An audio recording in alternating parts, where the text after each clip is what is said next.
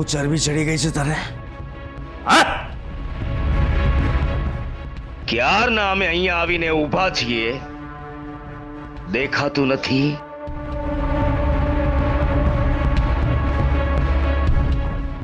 આંખો ફૂટી ગઈ છે કે શું હા બોલ અંગ્રેજની ઓલાદ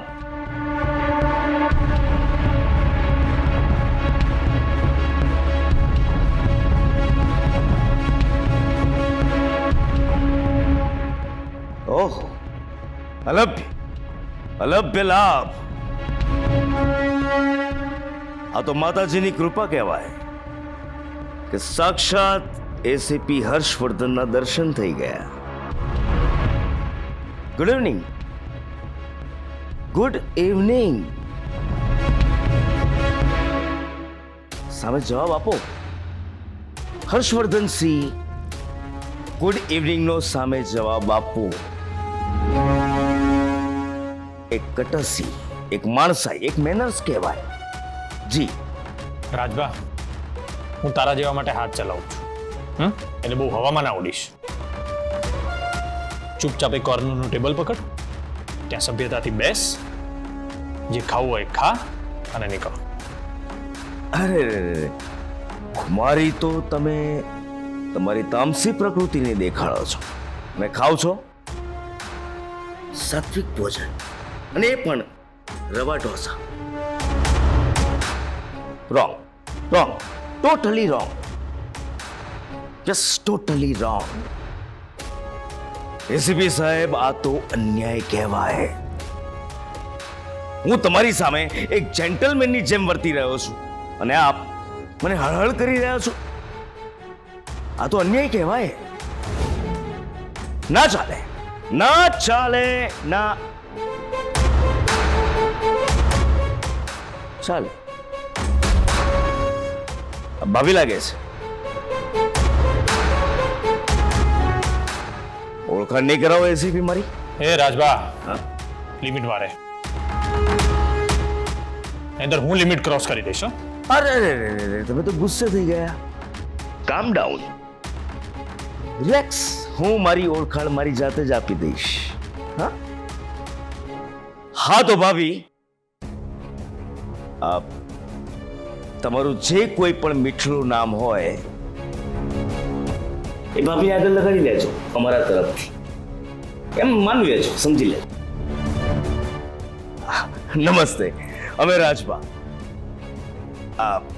આમ તો અમારી બહુ સામાન્ય ઓળખાણ છે ભાભી ગામમાં અમને ઘણા બધા લોકો ઓળખે છે ઘણા સારી રીતે ઓળખે છે અને ઘણા બહુ ખરાબ રીતે પણ ઓળખે છે પણ એનીવે ખૂબ સામાન્ય ઓળખાણ છે અમારી શું છે કે તમે એકમાત્ર એવી વ્યક્તિ છો કે મારે તમને મારી ઓળખાણ બે પ્રકારથી આપવી પડશે પહેલી ઓળખાણ હું આપના આ શ્રીમાન પતિશ્રી હર્ષવર્ધનનો એકમાત્ર ઓનલી વન એનિમી છું હા એનિમી અને મારી બીજી ઓળખાણ કે હું આપના પિતાશ્રી વિક્રમનો એકમાત્ર ખાસમાં ખાસ ફ્રેન્ડ છું હવે ત્રીજી ઓળખાણ હું તમને મારા તરફથી આપું છું તમારા લગ્નમાં જે ધામધૂમથી જે ખર્ચો થયો ને એનો વન એન્ડ ઓનલી ફાઇનાન્સર છું જી વન એન્ડ ઓનલી અમે રાજભા જાતે પોતે શું છે કે તમારા લગ્નમાં જમણવારમાં દાળ ભાત શાક રોટલી બાસુંદી શ્રીખંડ પૂરી વોટેવર જે સ્વાદ માટે જે મીઠું નાખવામાં આવે ને લૂણ મીઠું એ મારા જ રૂપેથી નાખવામાં આવ્યું હતું. એટલે શ્રી એસીપી, આપે જે આ અનાજ એટલે કે જે મીઠું અમારું ખાધું છે ને, એની થોડી કદર કરજો. હા, શું છે કે મીઠાનું ઋણ ચૂકવવું છે ને બહુ અઘરું હોય છે.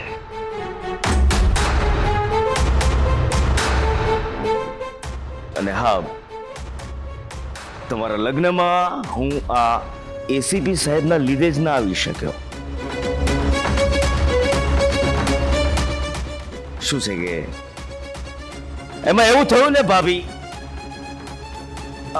સોરી ભાભી ના કહેવાય, તમે મારા ખાસ ફ્રેન્ડના દીકરી છો, એટલે મારા પણ દીકરી જેવા જ થયા. સોરી દીકરી, હું તમારા લગ્નમાં હાજર ન રહી શક્યો, કારણ કે તમારા જ્યારે લગ્ન હતા એ જ દિવસે આ તમારા શ્રીમાન પતિશ્રીએ અમને અમારા ઘરેથી ઉપાડીને જેલમાં પૂરી દીધા હતા. સોરી, હું એટલે તમારા લગ્નમાં ના આવી શક્યો, પણ મારી શુભેચ્છા તમે લોકો સ્વીકારશો.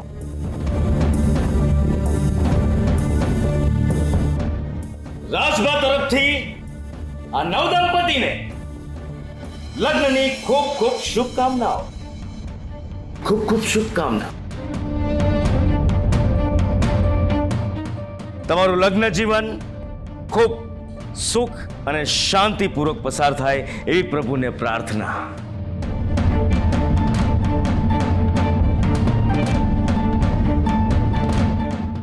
તમે લોકો જોઈ શું રહ્યા છો? આ નવદંપતિને શુભેચ્છા નહીં પાઠવો. પાઠવો શુભેચ્છા. ભાઈના દેશિંગ કાર્યકર્તાઓ તરફથી લગ્નની ખૂબ ખૂબ શુભેચ્છા. અમને આશા છે કે તમને લોકોને અમારી આ લગ્નની શુભેચ્છાઓ ગમી હશે. હવે વધારે સમય ન લેતા અમે અહીંયાથી રજા લઈએ છીએ. જય માતાજી.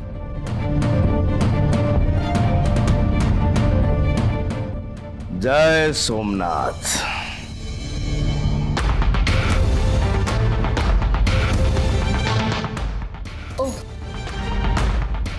આ માણસ મને બહુ જ ખરાબ લાગ્યા, પણ તમે આટલો ગુસ્સો ના કરો ને, તમે ખાઈ લો ને પ્લીઝ. અરે ખાઈ તો લો પહેલા. સાંભળો,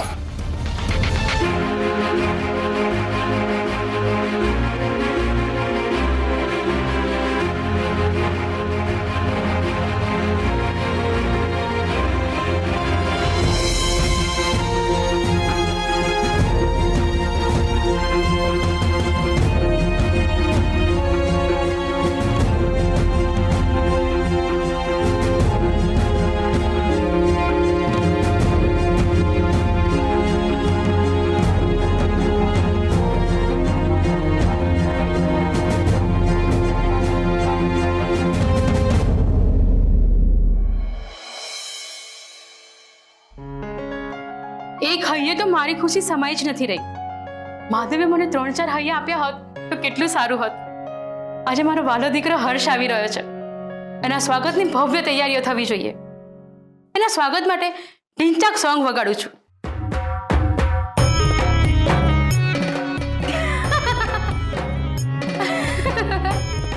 બેબી માસી, બેગાની શાદી में અબ્દુલ્લા દીવાના જેવું છે તમારું. હર્ષવર્ધનભાઈ ને એના વહુ હનીમૂન કરીને પાછા આવી રહ્યા છે, એમાં તમે આટલા ખુશ કેમ થાવ છો?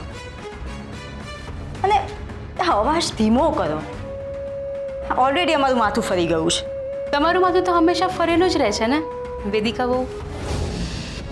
આજે મારો દીકરો એના જીવનનું સૌથી મોટું કામ કરીને આવી રહ્યો છે, પણ એ વાત તમને નહીં સમજાય.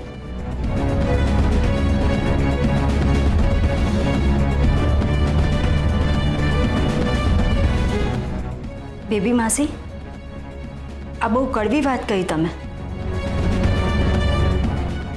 મનને બહુ દુઃખ થયું. જોકે સાચું કહ્યું તમે. અમારું હનીમૂન એટલે બસ ચોમાસે કોરા વાદળ જેવું જ હતું. વેદિકા બહુ મારે આવું નહોતું બોલવું જોઈતું. સોરી. વાહ, પહેલા ઘા આપવાનો અને પછી મલમ લગાડવાનો. સાચી જ વેદિકા, સોરી.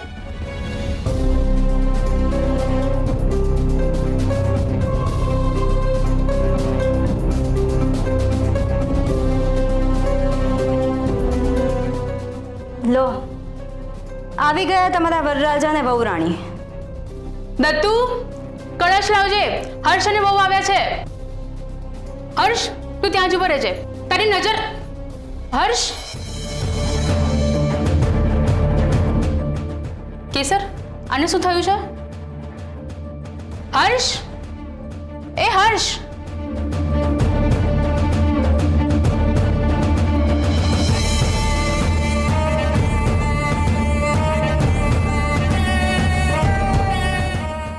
ડિયર દિરાણી સિંગ પિંચ, તમારું હનીમૂન પણ અમારા જેવું જ રહ્યું લાગે છે. ભર ચોમાસે કોરા વાદળ છે. એકચ્યુઅલી તમારી પાસે આ જ અપેક્ષા હતી. થાળીમાં 56 ભોગ પડ્યા હોય તો પણ માણસમાં એને ખાવાની આવડત હોવી જોઈએ.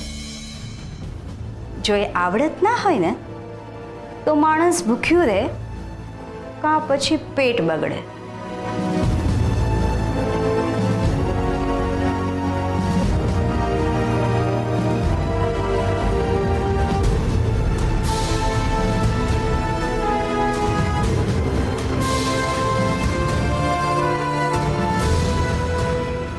હર્ષ, શું થયું? કઈ પ્રોબ્લેમ થયો છે? બેમાંથી આપણે પછી વાત કરીએ. કેસર સાથે ઝઘડો થયો? હર્ષ, તને ખબર છે ને, કેસર નાની છે, છોકરમાં સ્વભાવની છે. હર્ષ, શું થયું? કંઈ કહીશ મને? બેમાંથી પ્લીઝ તમે અત્યારે જાઓ, મારે વાત કરવાનો બિલકુલ મૂડ નથી. Please leave me alone. સારું, જાઉં છું. પણ તું આમ અહીંયા મનમાં ગુસ્સો રાખીને ના બેસી રહેતો. હા, થોડો તાઢો પડ અને પોતાની કાળજી લે.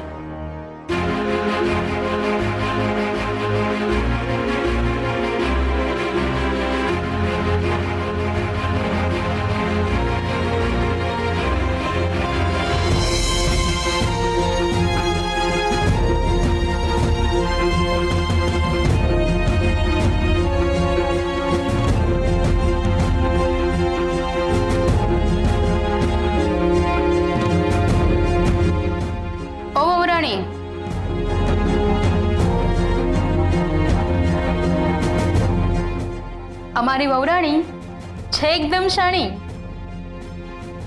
અરે પણ તું મારા રૂમમાં શું કરી રહી છે? અમે ભગવાનના દર્શને જઈ આવ્યા, હનીમૂન પર પણ જઈ આવી, તો હવે તારે હર્ષના રૂમમાં રહેવાનું હોય ને? હા. કેસર, શું થયું છે? હર્ષ ગુસ્સામાં છે અને તું ચૂપચાપ અહીંયા બેઠી છે. તમારા બંનેનો ઝઘડો થયો છે? ના ના, અમારા બંને વચ્ચે કાંઈ નથી થયું. તો શું થયું છે? એને પૂછું છું તો એ કાંઈ કહેતો નથી અને તું પણ કાંઈ નથી કહી રહી. બેબી માસી, અમે લોકો પાછા આવતી વખતે એક હોટલમાં જમવા રોકાયા હતા ને, તો એક માણસ મળવા આવ્યો. જ્યારથી ભાઈ મળીને ગયા છે ને ત્યારથી બહુ જ ગુસ્સામાં છે. હવે બેબી માસીને કેવી રીતે કહું કે એ માણસ અને ડેડી એકબીજાના દોસ્ત છે? એ વાત જાણીને હર્ષવર્ધન ગુસ્સે થઈ ગયા છે. લે, હોટલ પર કોઈ મળ્યું એમાં ઘરના લોકો પર આટલો બધો ગુસ્સે શું કામ થતો હશે? કેસર, તું જરાય ચિંતા ના કર, એનો ગુસ્સો થોડીક વારમાં શાંત થઈ જશે. હા, થોડો ગરમ મિજાજનો છે અને પાછો પોલીસ ખાતામાં નોકરી કરે છે, એટલે આવા લોકો જોડે મળવાનું તો થતું હોય છે. આવું જ કોઈ એને મળ્યું હશે એટલે ગુસ્સો થઈ ગયો હશે. સાચી જ તમારા બંને વચ્ચે કંઈ નથી થયું ને? ના ના, એવું કાંઈ નથી. હાઈશ, મહાદેવની કૃપા. કેસર, હવે મને તમારા હનીમૂનની સ્ટોરી કહેજો. એવું કાંઈ નથી. અરે, મારી સાથે વાત કરવામાં આટલી શાની શરમાય છે? હા, તને ખબર છે હર્ષ મારો એકદમ બેસ્ટ ફ્રેન્ડ છે, મારો ભણ્યો છે જ નહીં. એકવાર શું થયું હતું? બેબી માસી, હું જરા એમના રૂમમાં જઈને એમની સાથે વાત કરી આવું. અરે વાહ, એનો ગુસ્સો ઉતારવા જઈ રહી છે. સરસ, જા. અને હર્ષનો માત્ર રૂમ નથી, હા, એ રૂમ તારો પણ છે. એટલે મારા રૂમમાં જાઉં છું એવું કહેવાનું. જા.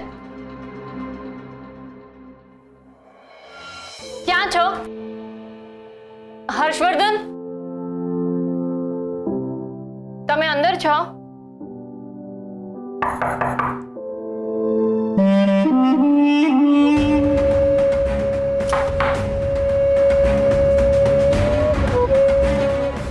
બાથરૂમમાં પણ નથી. ક્યાંથી હોય? બહાર ગયા. બહાર ગયા? હા.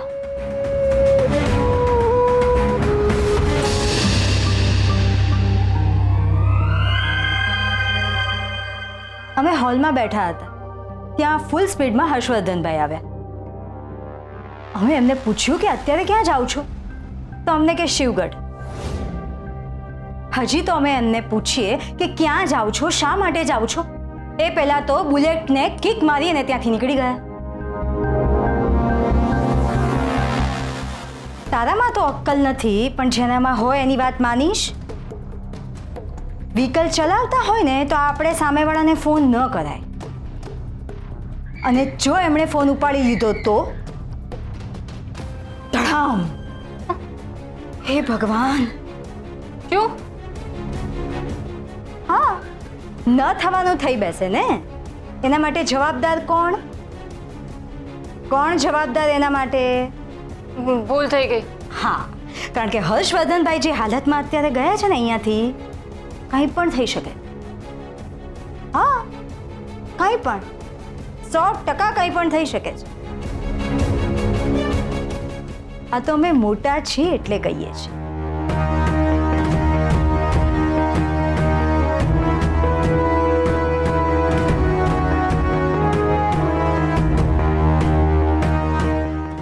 બાકી તારી મરજી, તારા પતિ છે, તું જ નક્કી કર કે તારે શું કરવું છે.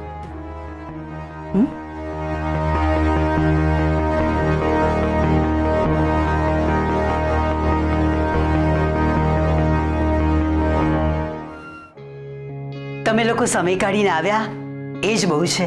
એ ફોર્માલિટીની શું જરૂર હતી? ના ના, એવું નથી. આટલા વર્ષો જૂના આપણા સંબંધો છે, એમાં ફોર્માલિટી શાની?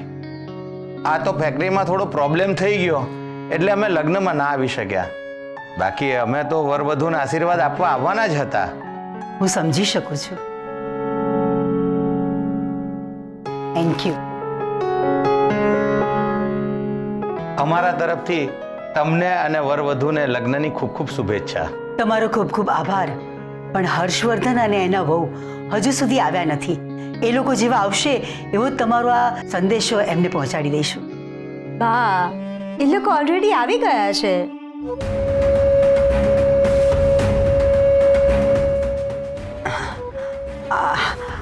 આવી જ ગયા છે તો એમને બોલાવો ને.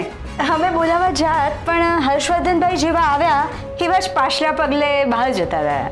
શું? હા, અને પાછા ક્યારે આવશે એની પણ કાંઈ ખબર નથી.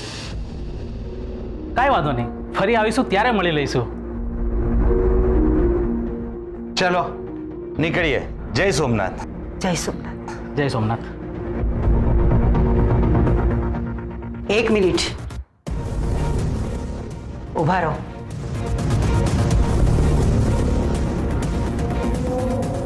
હર્ષવર્ધન ક્યાં છે? શિવગઢ ગયા છે. શિવગઢ? તમે સાચું કહો છો? હે બા, અમે ખોટું શું કામ બોલીએ?